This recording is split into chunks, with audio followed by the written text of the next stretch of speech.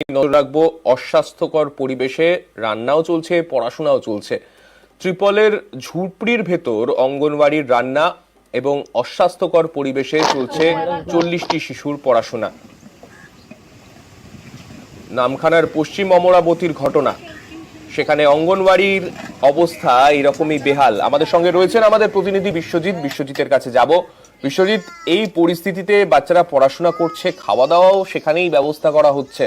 যারা অভিভাবকরা রয়েছেন বা যারা সেখানে যে শিশুরা যারা পড়াশোনা করছে তাদের তরফে কোনো অভিযোগ কি করা হচ্ছে এই বিষয়ে?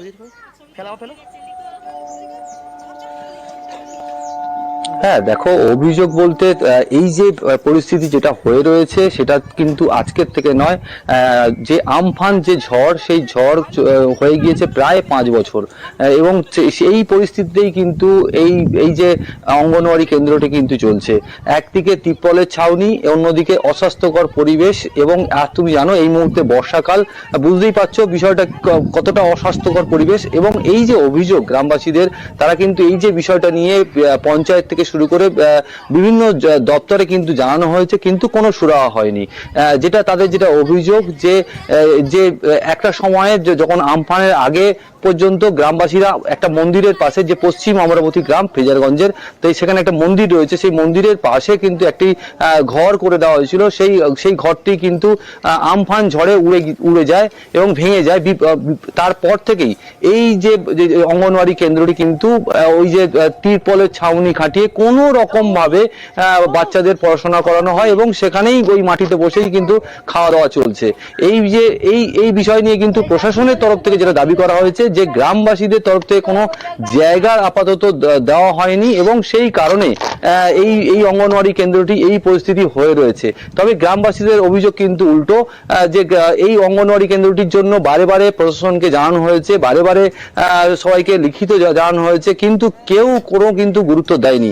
এবং যার কারণেই আজকের এই অঙ্গনওয়াড়ি কেন্দ্রটি কোনো রকম ভাবে এই ত্রিপলের ছাউনির ভেতরে অস্বাস্থ্যকর পরিবেশের মধ্যে কিন্তু এই বাচ্চারা পড়াশোনা করছে এবং খাওয়া দাওয়া করছে। সানিক, বেশ, ধন্যবাদ। বাচ্চা পড়াবে না, যদি বাচ্চারা আসে বাচ্চাদেরকে বসে দিয়ে পাড়ায় পাড়ায় ঘুরবে। একটা ভালো স্কুলও নেই, এখানে ওখানে এর বাড়ি তার বাড়ি, আমরা বাঁশ খুঁটি দিয়ে সবকিছু স্কুল করে দিই, তাও টাইমে স্কুলে আসবে না। দিদিমণি যখন আসবে রান্নিও তখন আসবে, এসে বাচ্চাদেরকে আধ ঘন্টা পড়াবে না, রান্না হয়ে গেল ছুটি দিয়ে দিল। আর বাচ্চা যদি দুটো বাচ্চা এক বাচ্চার মতন খাবার দেবে, আর যেটা বেশি হবে কোটো করে ঢুকিয়ে রান্নি বাড়িয়ে। এবারে কাকে জানাবো? এখানটা কে প্রতিবাদ করার মতন আছে? জানালে বা কি হবে? জানালে কিছুই হয় না। পঞ্চায়েতকে জানালে কি হবে? দিদিমণিরা বলে আমাদের মতন কাকে পারবে তাকে জানাবে যাও।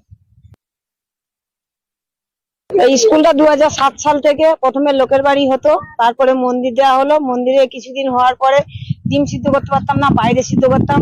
তারপরে দিদিমণি এবং পাড়ার মায়েরা বাবারা এসে কিছু মন্দিরের পাশে একটা টং মতন করে দিয়েছিল। সেটা কিছুদিন করার পরে সেটা দুবার ভেঙে যায়।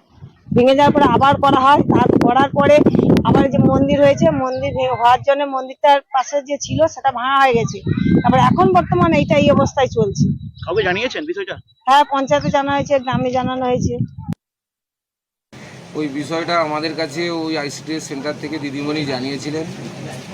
ওনার আবেদনের পরিপ্রেক্ষিতে আমাদের যতটা সাহায্য করার আমরা ওনাকে পেপার দিয়ে সহযোগিতা করেছি। আমরা ঊর্ধ্বতন কর্তৃপক্ষ বা আইসিডিএস যারা সুপারভাইজার রয়েছেন তাদেরকেও এই বিষয়টা বলেছি। পঞ্চায়েত সমিতিও এর আবেদন করেছি, কিন্তু পঞ্চায়েত সমিতিতে বলেছে যে এখন সরকারি কোনো অ্যালটমেন্ট না থাকার জন্য ওনারা ওর কোনো ব্যবস্থা করতে পারছেন না। তা আগামী দিনে ওখান করার কোনো ব্যক্তি যদি সহৃদয় ব্যক্তি যদি জায়গা দিয়ে থাকে, তাহলে সরকার থেকে ওখানে একটা আইসিডিএস করে দেওয়া হবে। ফের রামকৃষ্ণ মিশনের